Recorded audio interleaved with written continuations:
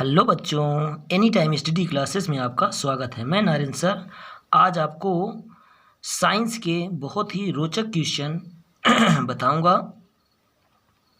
जो शायद क्वेश्चन आपको हो सकता है ना भी मालूम हो, और कोई भी क्वेश्चन करता है तो आप उसको सरलतापूर्वक समझा भी सकें। इसलिए मैं चित्र के माध्यम से आपको समझाऊंगा। जैसे क्वेश्चन क्या है बच्चों कि क्या कारण है कि फ्रिज से ठंडा वाटर निकालने के कुछ समय बाद उसके चारों तरफ छोटी छोटी बूंदें बन जाती हैं या छोटी छोटी बूंदें आ जाती हैं। ऐसा आपने भी देखा है, पक्का देखा होगा बच्चों कि जब बॉटल आप फ्रिज से निकालते हैं तो उसके कुछ देर बाद यहाँ साइड में आप देखेंगे, थोड़ा सा ये साइड में यहाँ छोटी छोटी बूंदें, बीतने से पानी ही होता है। पानी जितना भरा है, फुल भरा है तो फुल जितने वाली पानी इसमें बॉटल में ऐसे भरा है इतना, तो यहाँ तक आपका यहाँ इसके चारों तरफ क्या आएगी, छोटी छोटी बूंदें आ जाती हैं। पानी ठंडा होगा तभी बच्चों ऐसा होता है ना, इसके चारों तरफ, है ना। लेकिन यहाँ जहाँ पानी नहीं होता है यहाँ बूंदें नहीं रहती है। तो ये बूंदें आती कहाँ से हैं, समस्या यही है। मतलब कुछ बच्चों का कहना है, कुछ बच्चों अनुमान लगाते हैं, कहते हैं कि इसकी जब ये ठंडा होता है तो इसकी बूंदें यहाँ से बाहर निकल के यहाँ बाहर आ जाती हैं इसकी सतह पर, है ना। लेकिन ऐसा बल्कि बच्चों बिल्कुल भी नहीं है। क्यों? अब देखिए इसका उत्तर क्या है। देखिए बच्चों, होता क्या है, आपको पता है जो हमारा वायुमंडल होता है इसमें जल वाष्प होती है, मतलब वाष्प जिसे भाप कहते हैं, है ना। वाष्प या भाप, भाप कहें, ठीक है, या जल वाष्प कह सकते हैं।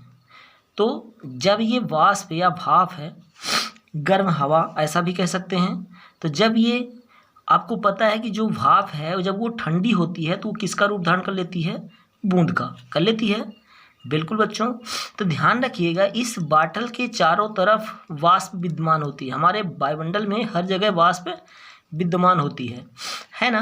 अब चूंकि इस वाष्प को ठंडा करने के लिए हमारे पास ये फ्रिज से निकाला हुआ बाटल जो ठंडा होता है, ये जैसे ही वाष्प इस बाटल के संपर्क में आती है, जैसे ही ये वाष्प यहाँ की जो वायुमंडल की वाष्प है जैसे ही बाटल के संपर्क में आती है तो ये क्या करती है, वाष्प ठंडी होकर के बूंद का रूप धारण कर लेती है। अक्सर एक चीज़ और आप देखा होगा कि जहाँ बाटल के ऊपर पानी नहीं होता यहाँ बूंदें नहीं होती। ना होने का रीज़न आपको सीधा सीधा समझ में आता होगा बच्चों, क्योंकि यहाँ की जो वाष्प है वो ठंडी नहीं हो पाती है। यहाँ की जब वाष्प ठंडी नहीं होगी तो वो बूंद का रूप धारण नहीं करेगी। यही कारण है बच्चों कि यहाँ बूंदें बाहर उसकी सतह पर आ जाती हैं। ठीक बच्चों, ये कोई मैजिक नहीं होता है और ना ही ये अंदर का पानी उसका बाहर आता है। ठीक बच्चों, फिर से एक बार रिपीट कर देते हैं। होता क्या है बच्चों, बॉटल के चारों ओर जो वाष्प होती है, ठीक है ना, भाप वाष्प, है ना।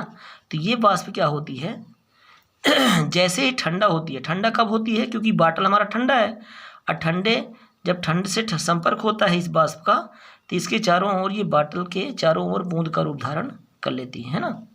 यही इसका आंसर है। ठीक बच्चों, तो अब आंसर से आप इस परेशान ना होइएगा, इस प्रकार से आप उत्तर इसको सरलतापूर्वक बता सकते हैं। ठीक है, नहीं समझ में आता तो आप ऐसा समझ लीजिए, जैसे एक आप खाना बनाते हुए मम्मी लोगों को देखा होगा आपने, जैसे जो आपकी कढ़ाई होती है, ठीक है, तो जिसमें सब्जी पकती है, तो इसमें आपने ये देखा होगा कि जब इसमें थाली जो ढकी रहती है तो उसमें जो वाष्प टकराती है, फिर जब सब्जी को यहाँ नीचे चूल्हे से उतार दिया जाता है तो फिर इसमें क्या होता है, आपने एक चीज़ देखा होगा कि जो वाष्प इसकी निकलती रहती है सब्जी की, तो ये थाली जो ढकी रहती है इसके थाली, उसके अंदर जब तो थाली सब्जी को उतारा जाता है पकने के बाद, तब तो उस समय वाष्प बस रहती है, लेकिन कुछ देर बाद देखते हैं कि ये क्या करती है, ये वाष्प बूंद का रूप धारण करके थाली के ऊपर वाले हिस्से में बहुत सारा पानी आ जाता है। जब थाली हम हटाते हैं तो उसमें बहुत सारा पानी उससे गिरता है ना। तो सीधा सीधा सा ये है कि समझते हैं कि वाष्प जो है जब ठंडी होती है तो किसका रूप धारण कर लेती है, बूंद का। और यही इसमें कमाल होता है बच्चों, ये नहीं कि बाहर से इसके अंदर की बूंदें, अंदर का पानी बाहर आ जाता है, नहीं, बिल्कुल नहीं, एकदम गलत है ना। होता क्या है, यहाँ जो बाहर जो वाष्प होती है हमारे वायुमंडल में, अब बाटल हमारा वायुमंडल में ही संपर्क में आता है ना, तो इस कारण से यहाँ बूंदें, छोटी छोटी बूंदें आ जाती हैं। ठीक बच्चों, ठीक है। एक और क्वेश्चन है बच्चों, और मज़ेदार क्वेश्चन, या थोड़ा सा देखिए, एक वैसे क्लास 11th के लिए बहुत ही महत्वपूर्ण क्वेश्चन है, ये अक्सर पेपर में पूछा जाता है ना। चलिए लेकिन आपको जानकारी होनी चाहिए क्या कारण है कि रोलर को ढकेलने की बजाय खींचना आसान होता है। आपका लगता हो कि ना लगता हो, जैसे मान लीजिए कि एक व्यक्ति है ना, अब ये मान लीजिए किसी रोलर को ढकेलता है, ठीक है ना, हाथ से धकेलेगा तो ढकेलता है, तो जब धकेलता है तो ध्यान रखना इसमें जो बल F लगाया जाता है इसके द्वारा, किसके द्वारा, इस व्यक्ति के द्वारा जब बल F लगाया जाता है तो F बल दो भागों में बैठ जाता है बच्चों।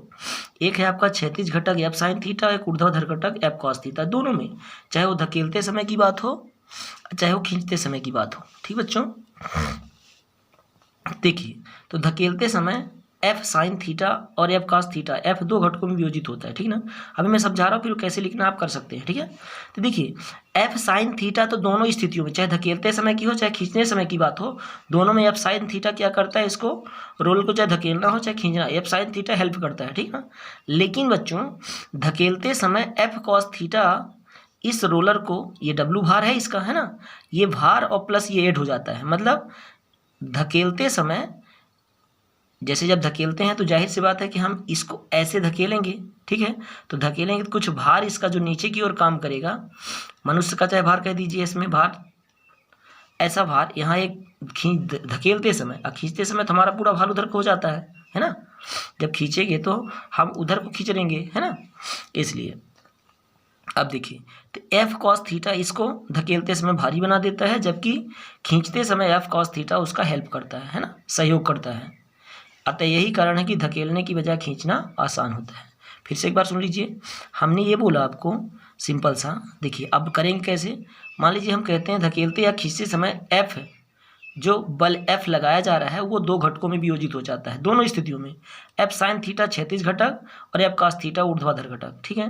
मान लीजिए आप सवाल को उत्तर लिख रहे हैं कि क्या कारण है कि रोलर को ढकेलने की खींचने की बजाय आसान होता है, तो उस स्थिति में आप कहेंगे कि धकेलते या खींचते समय जो बल F लगाया जा रहा है वह दो घटकों में उसको वियोजित किया जा सकता है। ए नंबर डाल के लिख देंगे F साइन थीटा क्षैतिज घटक, ठीक है, क्षैतिज घटक लिख दीजिएगा, और बी नंबर में लिख दीजिएगा F कॉस थीटा ऊर्ध्वाधर घटक, ठीक बच्चों, ऊर्ध्वाधर घटक।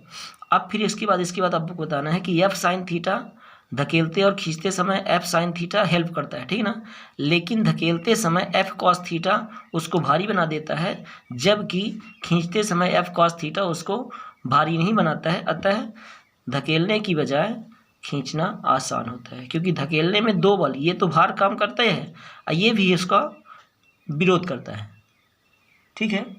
इस वजह से खींचना सरल होता है और धकेलना कठिन होता है या भारी होता है, ऐसा भी कह सकते हैं।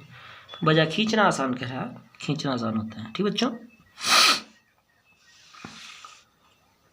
आज वीडियो अच्छा लगे बच्चों तो लाइक शेयर सब्सक्राइब कर दीजिएगा।